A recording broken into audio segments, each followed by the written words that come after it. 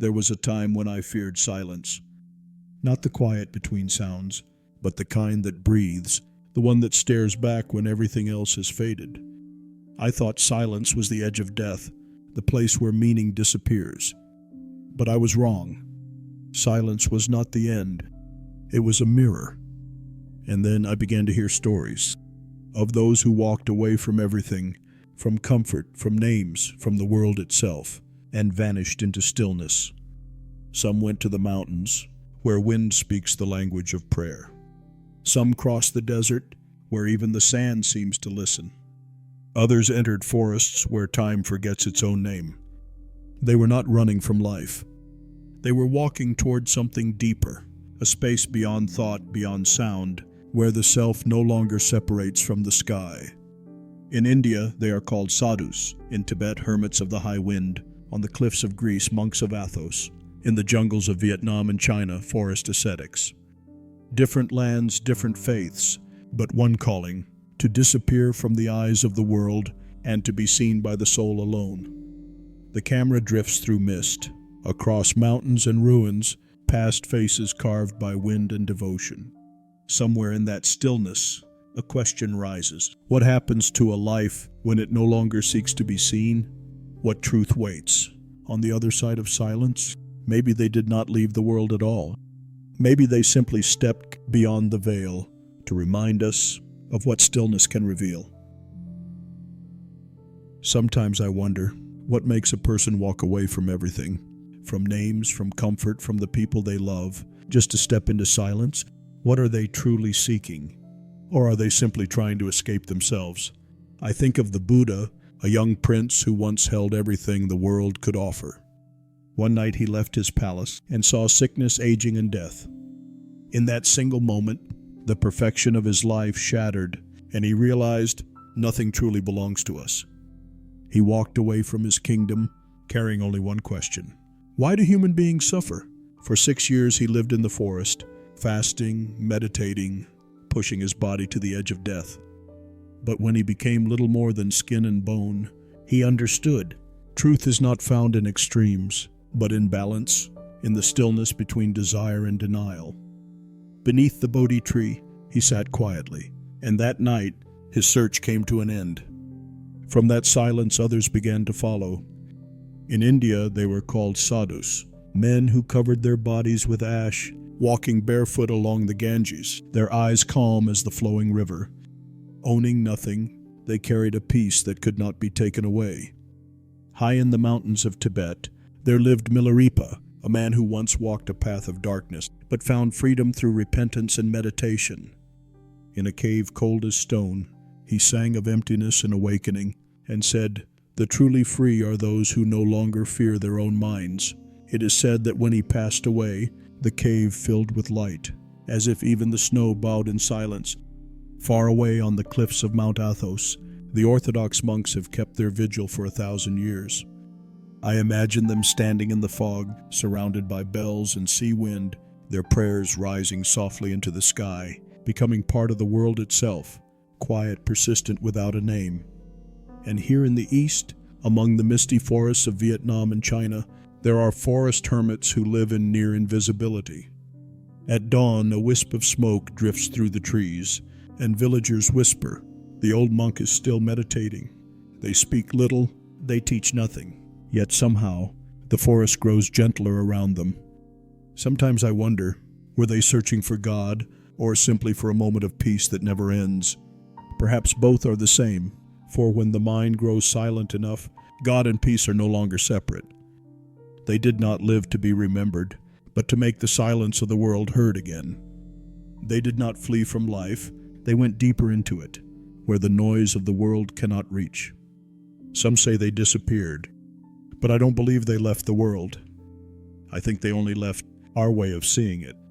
And now as I sit here, listening to the wind touch the mountains, I understand. They never left at all.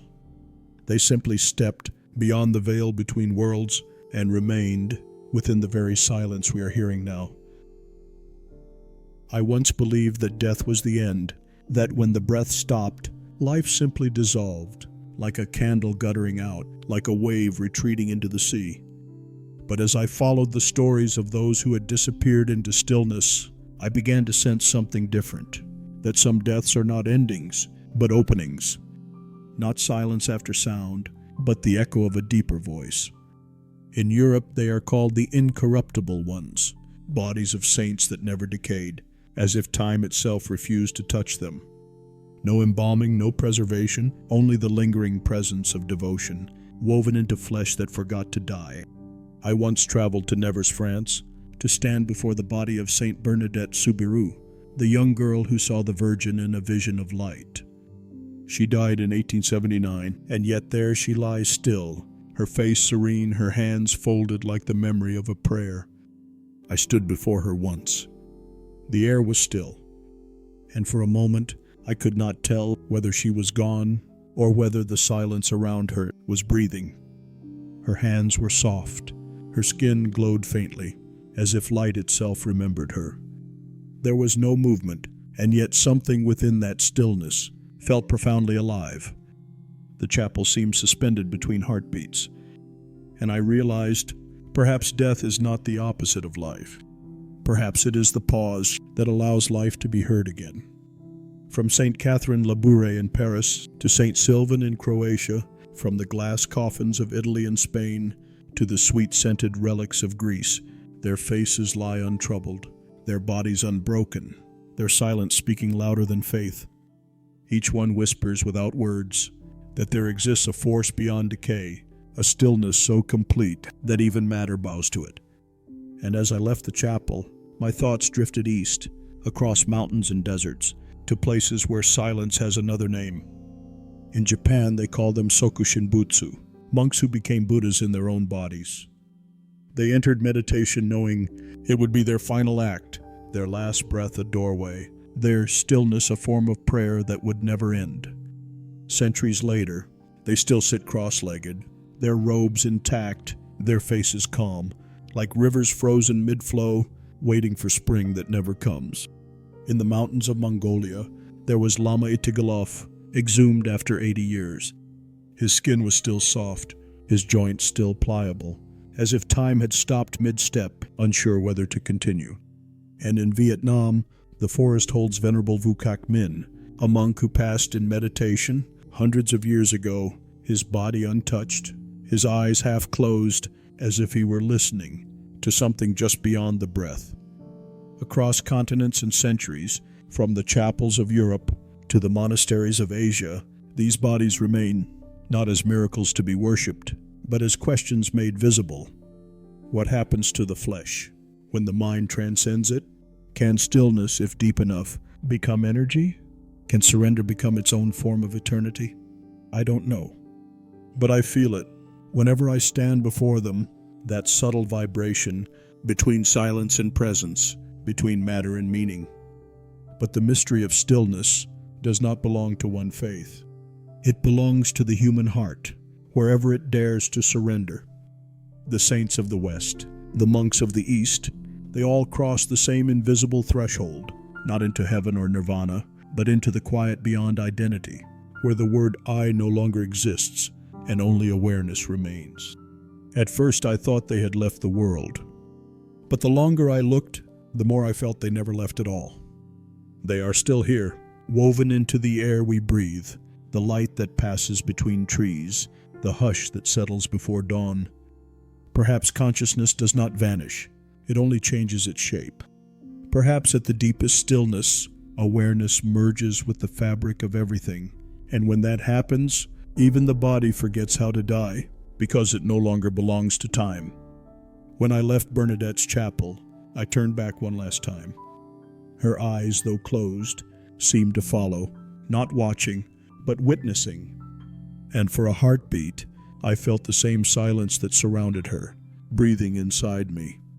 And I wondered, perhaps all those who disappeared had not gone anywhere.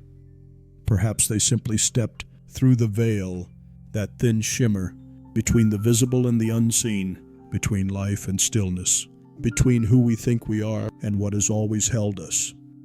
Maybe they never disappeared. Maybe they only became part of the silence that still breathes between our words.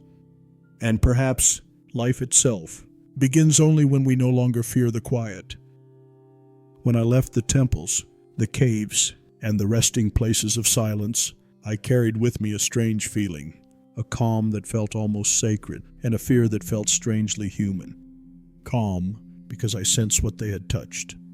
Fear, because I knew that the path they walked is not for those who only want peace, but fear dissolution. The hidden ones did not seek to be different. They sought to be true.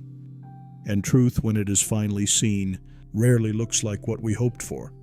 They taught through silence. Yet within that silence were lessons louder than any bell. They taught me that peace is not quiet, but the ability to remain still, even in the middle of noise. It is not about escaping the world, but about living inside it without being swallowed by it. I have met so many people, running from city to city, from one relationship to another, from belief to belief, all searching for meaning. But what they truly seek is not an answer, but a place where they can finally sit down and no longer need to go anywhere. Perhaps that's what the ascetics understood long ago, that truth cannot be found by searching. It can only be seen when we finally stop. I remember the words of Milarepa, "I do not fear death. I only fear wasting a life without awakening." And the words of the Buddha, "Better to conquer yourself than to win 1,000 battles." Both speak of the same war, the quietest, hardest one, the battle against the self that refuses to let go. I realize that we are not afraid of death. We are afraid of losing the idea of who we are. And so we cling to names, to faces, to memories, as if they could save us from impermanence.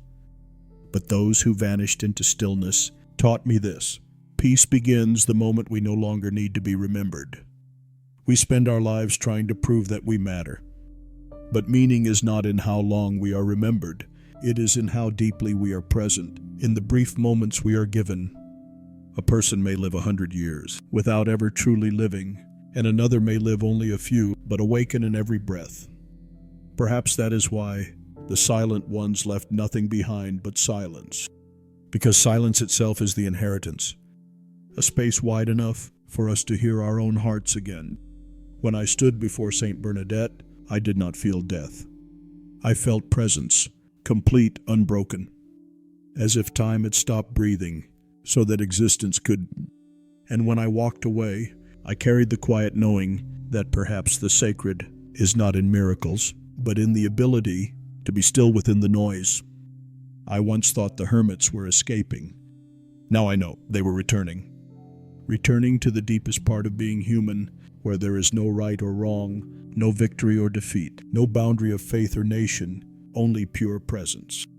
They did not need to speak, because the way they disappeared was already an answer made of breath and silence that makes every heart quiet itself in reverence. And maybe that is the greatest gift they left us, the living silence, a silence that does not close the world, but opens it, so that anyone who steps into it can see themselves reflected there. I think we don't need to vanish to follow their path. We just need to dare to sit still, to stop moving for a moment, and let life hear itself again. Maybe only when we stop running do we realize the path was always here. Maybe only when we stop speaking can we finally hear the voice of truth. And maybe only when we stop fearing the silence do we begin to truly live. If this silence spoke to you, stay with us. There are more stories waiting, not to entertain but to awaken. Subscribe, and let's keep walking beyond the veil.